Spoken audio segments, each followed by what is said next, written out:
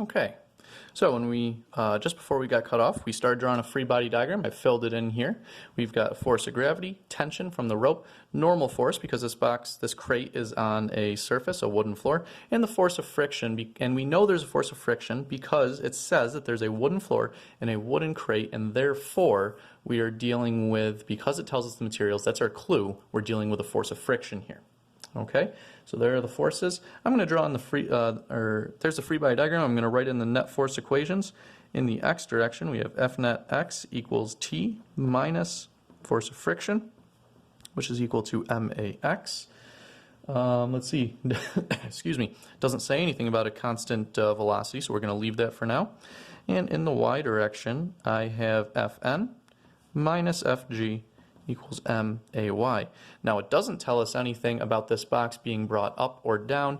It's on a horizontal surface, we can imagine, and if it's not going to start moving up or down or change its velocity in the up or down direction, we can say that there is no vertical acceleration, and therefore Fn equals Fg, or since Fg is equal to mg, Fn equals mg. So, how much force is required to just barely get the box to start moving? This is an old forces question. In order to just barely get it start moving when it has like the smallest possible acceleration, so it just barely starts moving from rest, smallest possible acceleration is basically something so small that we can assume that it's zero. And if we say that, then we can say that since the F net x equals T minus FF equals MAX. If we want the smallest possible acceleration, it's basically going to be zero. Let's just call this zero. So we have tension equals the force of friction, and we know that the force of friction is really mu Fn. And since we know that Fn equals mg, we know that this is really mu mg.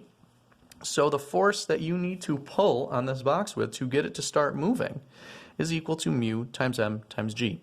Now mu for this box is the coefficient of friction for wood on wood. And since the box isn't moving yet, we need to actually use the static coefficient of friction. The static coefficient of friction for wood on wood is 0.42, and that can be found on the front of your reference tables. The mass is 30 kilograms, and G is 9.81 meters per second squared. Now, I recommend that you do this calculation for yourself, just to keep up your skills with actually typing stuff into a calculator correctly. I'm going to go ahead, and you can always pause the video and check this for yourself. I'm going to go ahead and tell you that the tension in this rope required to get the box to start moving is approximately 123.6 newtons. Can you see that? Yes, okay, good. So the tension is 123.6 newtons. This force is kept constant once the box starts moving. How much work is done by this force over the 8 meters? So once the box starts moving, that means the box is moving to the right and the tension is also to the right. We're looking for the work done by tension. That would be equal to tension times the displacement times cosine of theta, where again theta is the angle between tension and displacement. We just said the tension is to the right. If the displacement is also to the right, then that means that we're talking about the cosine of 0 degrees, which is just 1. So all we need to do for this is take the tension of 123.6 newtons, multiply by the displacement of 8 meters, and we get that the work done by the force of tension, or the force that gets the box to start moving here, is equal to 988.8 joules. Remember that unit for work is joules, okay? That's the units of any energy or work, joules. Now what this means, 988.8 joules of work were done, that is energy that is coming into the system. You pull on something and it's moving in the direction you're pulling, you're trying to put energy into it. You're trying to specifically increase the kinetic energy and get it to move.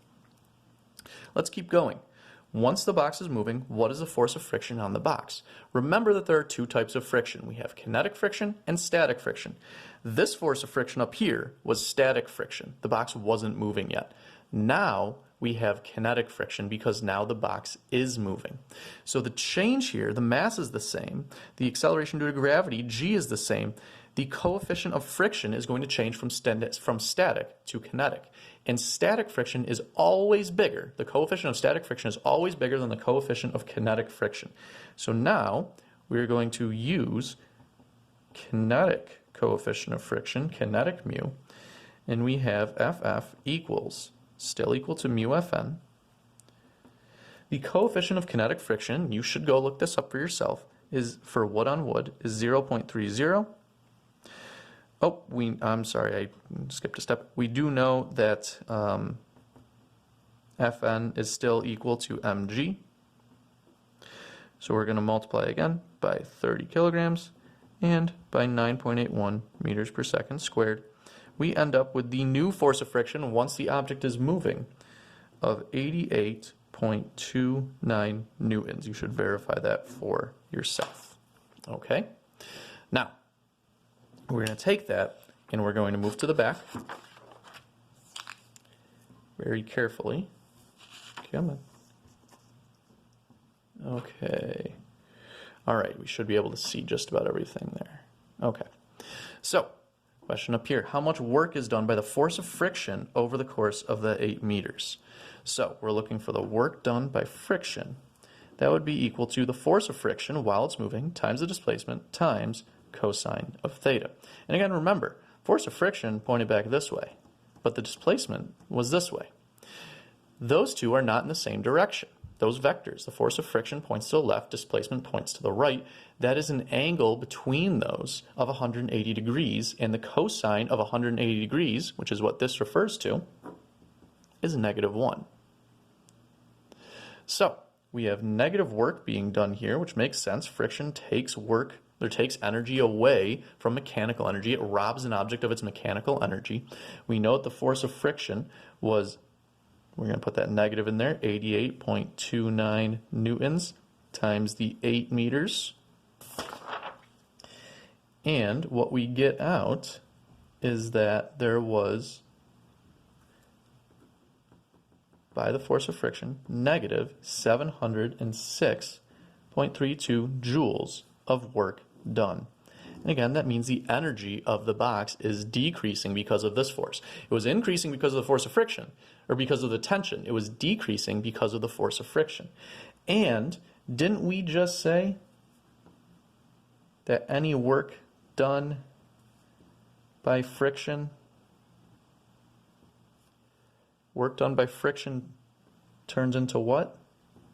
Internal energy. Internal energy. So, if that work is turning into internal energy, remember we have this equation. Q equals the negative of the work done by friction. So Q must equal, and I know this wasn't what was asked for, but this is just me showing you how Q is related to the work done. Negative 706.32 joules. I know you can't really see the joules on there. Here, I'll write it down here. Okay. So, anytime you have a double negative, you know that means it's positive. The internal energy has increased. How would you know this if you were in contact with the box? It would heat up, okay? So the internal energy is positive. The work done by friction is negative because we're taking energy away from mechanical energy. Specifically, we're taking away some of its kinetic energy. What was the net work done on the box? There's two ways that we could find this, actually. This is kind of interesting. One way to find the net work done is to take the work done by all the forces and add them up. So the work done by tension plus the work done by friction. The work done by tension was, if I'm not mistaken, 988.8 joules, plus the work done by friction was a negative 706.32 joules. And that's negative. So we do actually, even though it's addition, we have to subtract them because one of those numbers was negative. And it comes out to a positive 282 point, and I'm going to round here, 5 joules. What this means, that we got a positive answer, is that energy ultimately was transferred into the crate. Okay, energy was transferred into the crate. There is another way to see the same thing. By the way, if energy was transferred into the crate, think of some of the things, ways that you would notice this. How would you notice that energy was transferred into the crate? Okay, think about that for a second. The other way you could figure out the net work is to find the net force. Work done by the net work equals the net force times the displacement. Now let's think about the net force for a second. Okay, the net force, clearly we're talking about the x direction here, is T minus the force of friction equals MAX. We're just worried about tension and friction here though, so I can solve for the net force in the x direction. The tension is 123.6 newtons minus the force of friction of 88.29 newtons. That net force is, and of course I don't have my calculator on me, I totally messed that up. Let's see here. Let's see. So you take away, let's see, 80. So that's going to be 43. Take away another. I'm just going to go get my calculator. I'll be right back. This is why you always plan before you do something, which I seemingly have not learned yet. Okay, back with my calculator. 123.6 minus 88.29. 35.31 newtons. So the net work done is 35.31 newtons times the displacement of 8 meters. You'll notice I didn't include, and you're probably wondering, the cosine theta term in there. The net force clearly is to the right and the displacement is to the right. I should have included cosine theta, but we know that since they're in the same direction, therefore, since they're in the same direction, it's cosine of 0, which is just 1 times 8 meters.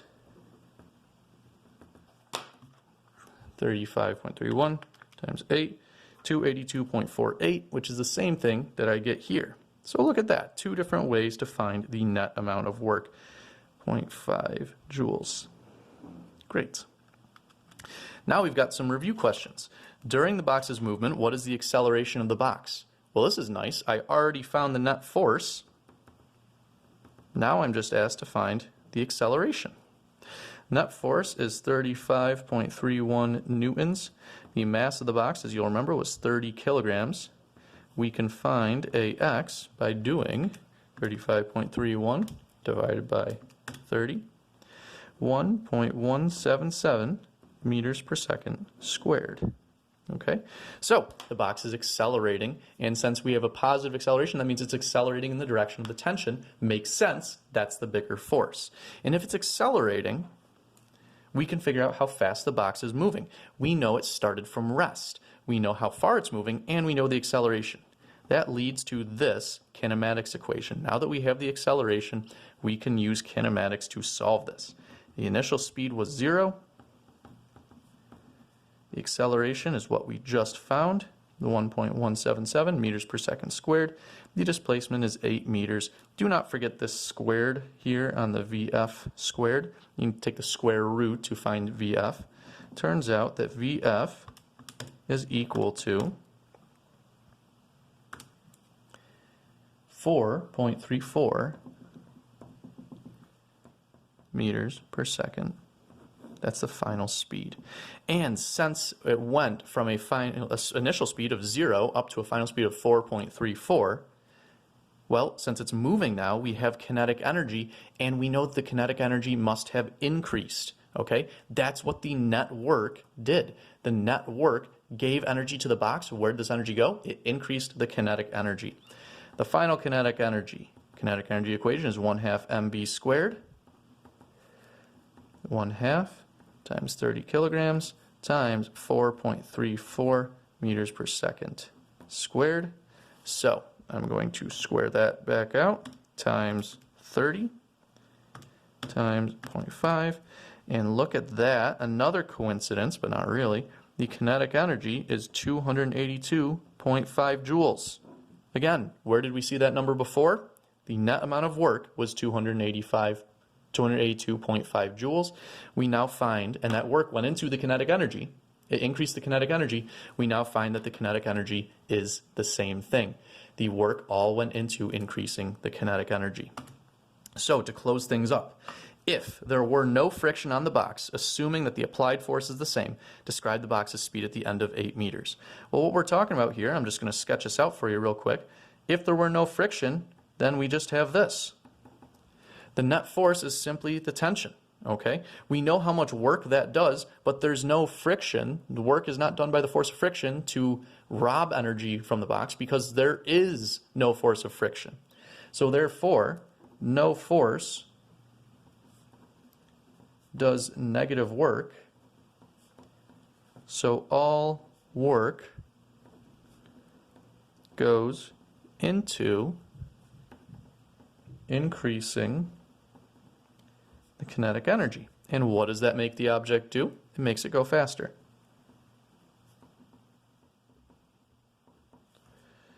Since there's no friction, there is no change in internal energy, which, as you remember, is Q. So without the force of friction, it's not that nothing changes, it's that a lot of things change.